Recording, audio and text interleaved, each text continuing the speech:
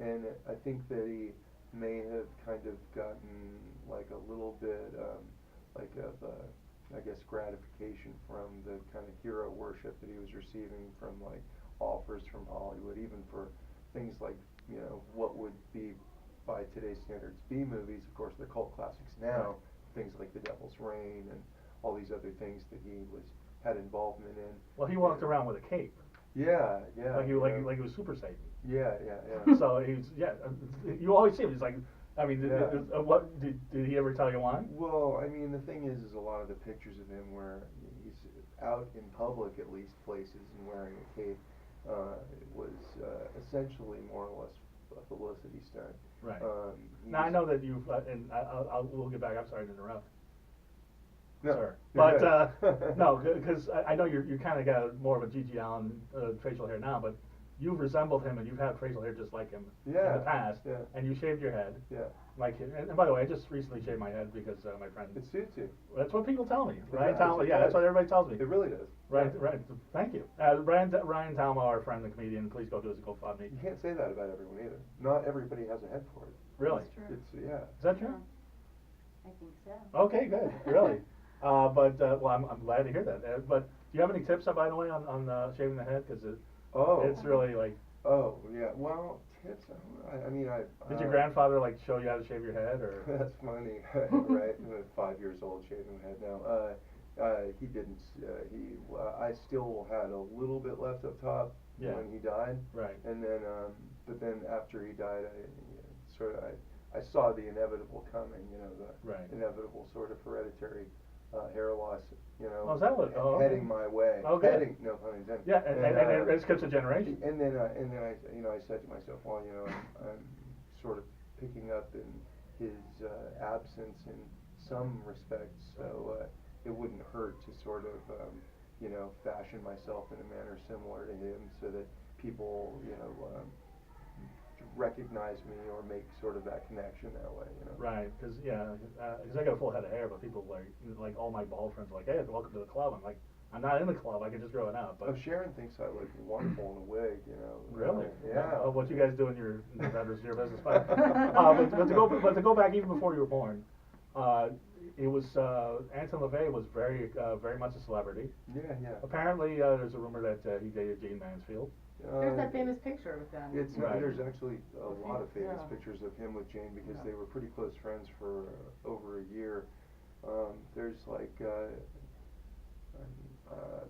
I have some kind of I guess unusual theories about Anton's relationship with Jayne. I actually think that they may have, from what sort of little tidbits that I'm gathering, that maybe I'm able to, but other people wouldn't be able to, just through my grandmother and stuff like that. I get the feeling like they may have had more actually of an affair than it even looked like they had, and it certainly looked like they were from all of the photos of them together. How could I have more of an affair, like anal or what? What's? It's more of an affair, meaning more of an affair so they were than really just a public image, publicity stunt. Okay. Yeah. And Sammy Davis Jr. would party with them.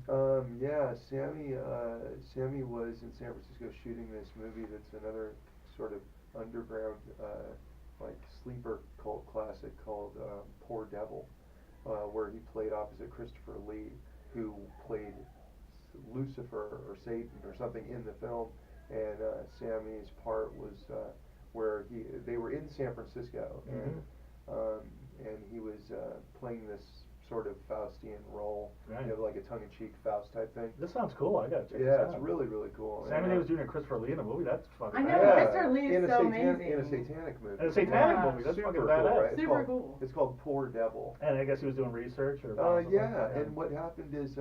Hey man, tell me about this devil thing, man. Yeah, it sounds out of sight. It's I like this religion. Yeah, right. Yeah. Well, he did, and Sammy was, I like the cape, man. It's groovy. Groovy, man. Yeah. Well, Sammy was really flamboyant and sort of like he was friends with Liberace. They wore like pounds of jewelry. And also Sammy was a pretty well established ladies man, if you will. And I think that that in combination with the fact that As was your grandfather. and Sammy and Anton both had you know, early life experiences, sort of working their way up through the ranks in show business and in music, and they also had a great appreciation for old time music that they both were able to talk about that a lot of people didn't know about, you know. Now, I noticed you refer to him as Anton, not Grandpa.